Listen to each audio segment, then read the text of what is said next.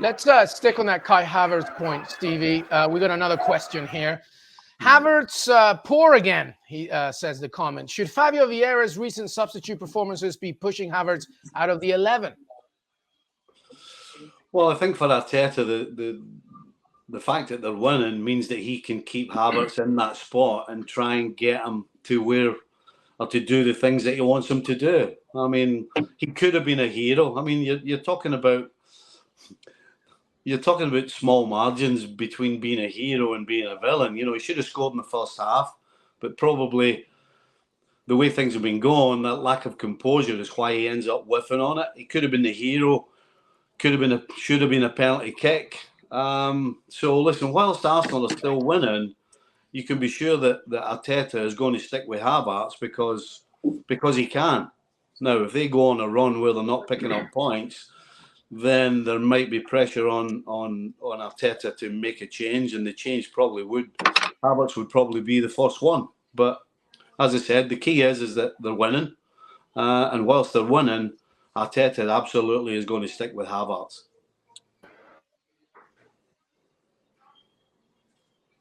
You're muted, buddy. You're muted. He's not getting involved. Sorry, guys. He's not getting involved in the games enough. You know, against Fulham, he had the fewest number of touches in the first half of any outfield play. And I'm just looking at the numbers today. He had 34 touches in his 77 minutes. You compare that with Martin Odegaard playing as a number 8 alongside him, 51. Declan Rice, 85. Martinelli, 66. Saka, 52 touches. These are the attacking players who are supposed to go and make a difference, and he's just not getting involved in the game enough. Now, one of the reasons he played through the middle for Chelsea was because Thomas Tuchel liked what he did without the ball, the way he pressed. It was why Lukaku didn't work. But have Arsenal really gone and spent £67.5 million on a midfielder who can press?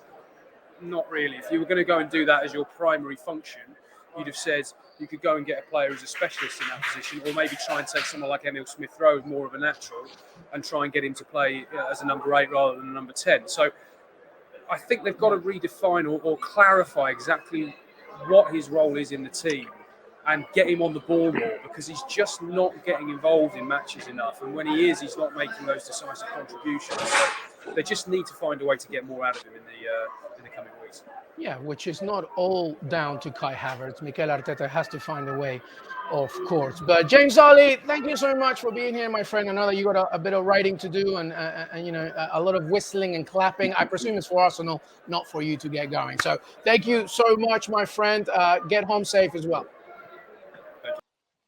All right, that was James Olley. Stevie Nicol still with us. Mark Ogden. Oggy, let's jump right back to you. Your final word from this game as we move on, specifically maybe on Arsenal and what you saw from them today. As you know, we started this show by saying that this is a big win. I mean, yes, it's early in the season, but these are the kind of 3 points that you need if you want to keep track on the top 2 in the table.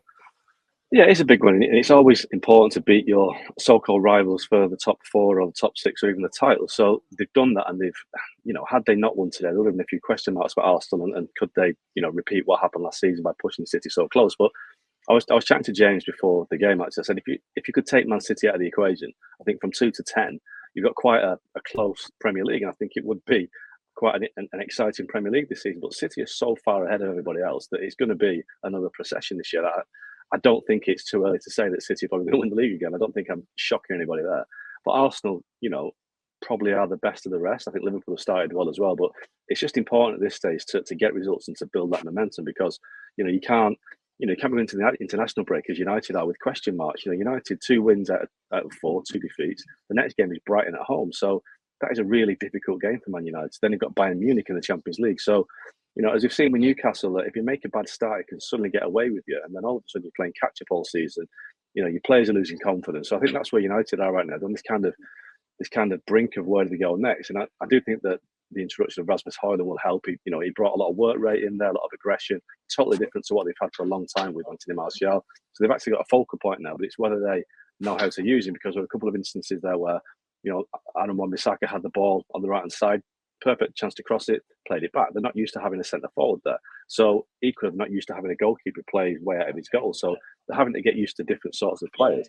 I think Arsenal are further ahead of the evolution than United are. So I think they're in a much better place. They can carry a player like Havertz, who's not playing particularly well, because they've got players around them that can perform. But neither team is where it wants to be right now. But Arsenal are much further ahead. And I think if it comes to a case of, who's the best place to challenge Man City, it's Arsenal just ahead of Liverpool, if Mo Salah stays.